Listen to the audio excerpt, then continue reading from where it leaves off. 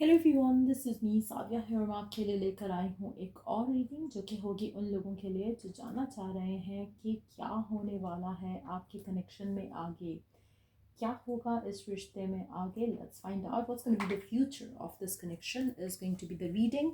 सो stick around. और reading शुरू करने से पहले रिमाइंड करवा दूँ कि ये एक जनरल रीडिंग है. अगर आपको पर्सनलाइज रीडिंग लेनी है तो रीच आउट कर सकते हो. और या लेट्स फाइंड आउट क्या होगा इस रिलेशनशिप में आगे. जो भी आपका करंट पर्सन है आपके माइंड में राइट नाउ, लेट्स सी कि क्या होगा इस रिलेशनशिप में आगे.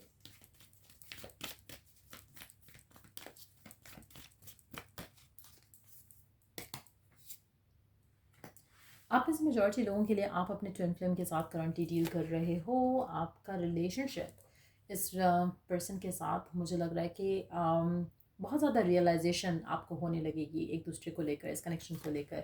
कहीं ना कहीं आपका जो अटैचमेंट है एक दूसरे को लेकर वो स्ट्रेंथन अप करेगा. लेकिन एक चीज़ मैं यहाँ पे मेंशन करूँगी कि आप दोनों की जो फीलिंग्स है ना एक दूसरे को लेकर, वो स्लोली बट श्योरली आप एक दूसरे को बारे में रियलाइज़ करोगे. It's not gonna happen instantly.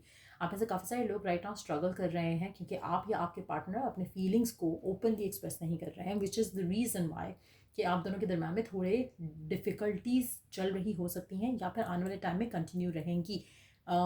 या आने वाले टाइम में आप आते देखोगे कहीं ना कहीं आपके कनेक्शन में आपके पार्टनर के साथ ऐसा लग रहा है कि जैसे एक ओपननेस नहीं है. आप में से मेजॉरिटी लोगों के लिए या तो आपके person is closed off to love या फिर आप खुद मेंटल इमोशनल ब्लॉकेजेस की वजह से रिलेशनशिप को उस तरह से देख नहीं पा रहे हो, अंडरस्टैंड नहीं कर पा रहे हो जैसा कि करना चाहिए. आने वाले टाइम में ऐसा लग रहा है कि स्लोली बट श्योरली चेंजेस आएंगे.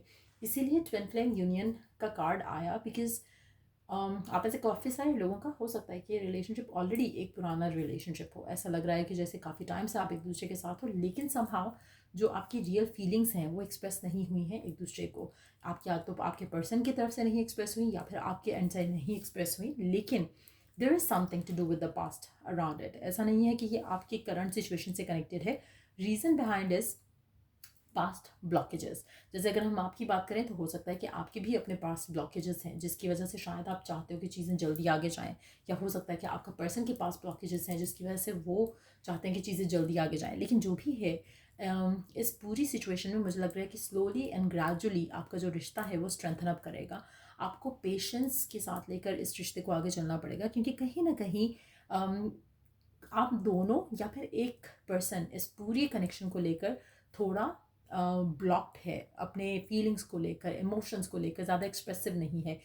जैसे अक्सर मैं कहती हूँ कि emotionally constipated person, that's what it is. कि कहीं ना कहीं या तो आप या आपके पर्सन जो है इमोशनली अपने आप को बहुत ज़्यादा रोकते हैं, बहुत ज़्यादा सबोटाज करते हैं. कहीं ना कहीं वो अपने आप को बाकी चीज़ों में लगा कर बिजी रखते हैं ताकि उनको अपनी फीलिंग्स एक्सप्रेस नहीं करनी पड़े, जिसकी वजह से कहीं ना कहीं आपका रिश्ता जो है वो सबोटाज हो रहा है. लेकिन द गुड थिंग इज़ कि ये चेंजेस जो आप चाहते हो आपके पार्टनर के साथ इस रिश्ते में वो स्लोली बट श्योरली आते चले जाएंगे. यहाँ पर मुझे लगता है कि दोनों को थोड़ी लैक ऑफ सेल्फ कॉन्फिडेंस है, इनसिक्योरिटीज़ हैं, जिसकी वजह से कनेक्शन में सबोटाजिंग एनर्जीज जो हैं वो इन्फ्लुएंस कर रही हैं.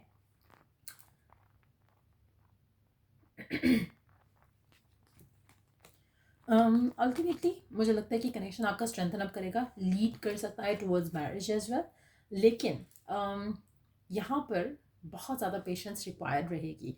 अगर हम जानना चाहें कि कितना टाइम लग सकता है इस रिश्ते को from here to go towards marriage, वो अगर हम अभी कार्ड्स निकालें तो वो जान सकते हैं. बट मुझे लगता है कि आपको पेशेंस जो है वो डेफिनेटली रखनी पड़ेगी.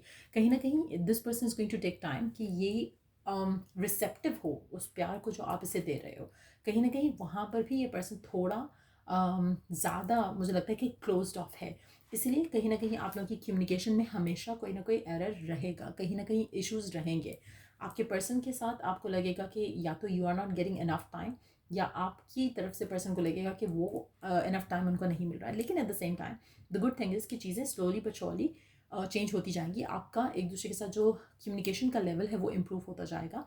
और कहीं ना कहीं वो जो इनसिक्योरिटीज़ हैं आपके कनेक्शन में राइट नाउ आपके एंड से या आपके पार्टनर के एंड से वो रिजॉल्व हो जाएंगी और आप दोनों का रिश्ता आगे जा सकेगा. लेट्स सी कितना टाइम लग सकता है इस पूरी सिचुएशन को बेटर अप होने में. लेट्स फाइंड आउट कितना टाइम लग सकता है इस रिश्ते को बेटर अप होने में।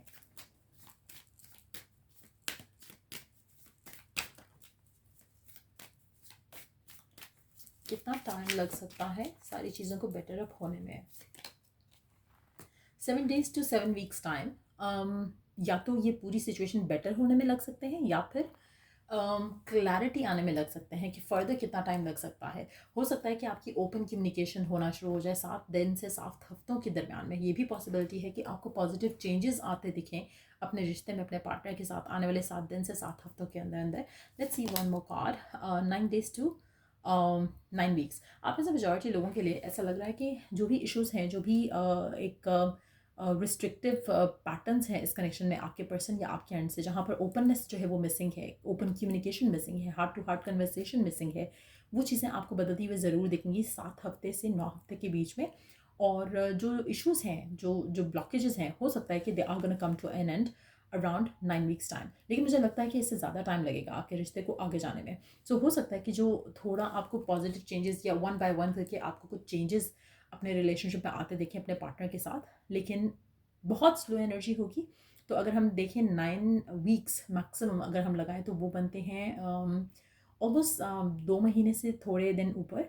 तो इतना टाइम आपको स्टिल लगेगा इस पर्सन को ओपन अप करने में। तो आपको बहुत ही पेशेंस रखना पड़ेगा इस पूरे मामले को लेकर, क्योंकि जितना ज़्यादा आप स्ट्रेस आउट होगे, जितना ज़्यादा आप चाहोगे कि चीज़ें जल्दी आगे बढ़ें, उतना ज़्यादा ब्लॉकेजेस का सामना आपको करना पड़ेगा। सो कहीं ना कहीं नेक्स्ट 3 full moons या न्यू मून्स के टाइम पे आपको आपकी विश जो है वो सामने दिखती नज़र आएगी, जहाँ पर आपको पॉजिटिव चेंजेस अपने पार्टनर के एंड पे ज़रूर दिखने लगेंगे। लेकिन मुझे लग रहा है कि स्लोली बट श्योरली आपको रियलाइज़ होने लगेगा कि हाँ, पर्सन का इंटरेस्ट आप में डेवलप जो है वो ज़्यादा हो रहा है, या फिर आपका कनेक्शन, आपकी कम्युनिकेशन बेहतर हो रही है। तो वो चीज़ें स्लोली बट श्योरली आप देखोगे, लेकिन आपको पेशेंस जो है वो मेंटेन रखनी पड़ेगी पूरी सिचुएशन में, ताकि आपकी और आपके पार्टनर की मिसअंडरस्टैंडिंग्स, फाइट्स, डिसएग्रीमेंट्स नहीं हो और पॉजिटिवली सब कुछ आगे बढ़ना शुरू हो जाए। सो वो एक एलिमेंट रहेगा जो कि बहुत ही एक स्लोड एनर्जी है, एक बहुत ही धीमी एनर्जी है टू बी ऑनेस्ट।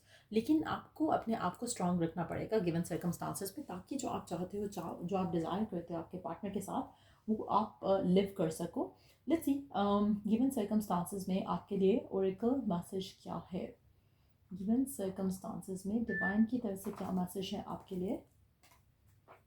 डिवाइन की तरफ से क्या मैसेज है आपके लिए?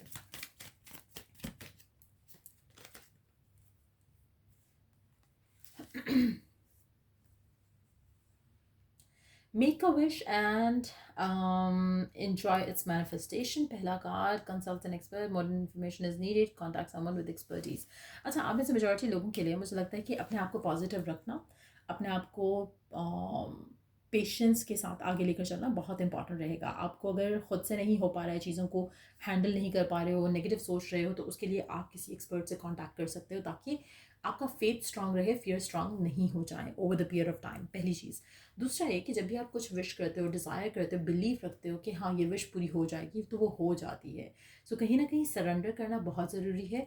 बिलीफ एंड फेथ के साथ मैनिफेस्टेशन करते चले जाना बहुत ज़रूरी है। अगर आपको कुछ भी मैनिफेस्ट करना है अपने कनेक्शन से रिलेटेड, उसके लिए आप मुझे कांटेक्ट कर सकते हो, एफर्मेशंस ले सकते हो, different tools and techniques use कर सकते हो to make things happen quicker.